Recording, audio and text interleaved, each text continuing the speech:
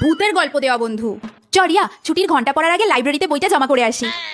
লাইব্রেরিতে যাবি? কটা বাজে এখন? ওই 3:30 মতো হবে। কেন বলতো? তুই তো জানিস আমাদের স্কুল বাড়িটা আগে রাজবাড়ি ছিল, আর যেখানে এখন লাইব্রেরি ওটা রাজকুমারীর ঘর ছিল।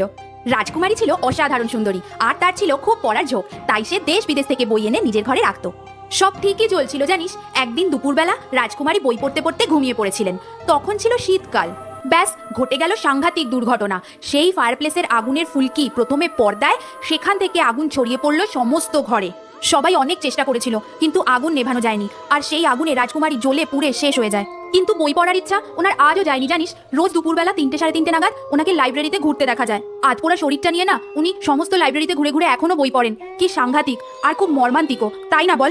কি বলছিস? তাহলে সেদিন লাইব্রেরিতে ফ্যাস ফ্যাসে গলায় যে আমার কাছ থেকে এই বইটা চাইছিল, ওটা কোনো স্টুডেন্ট নয়, রাজকুমারী।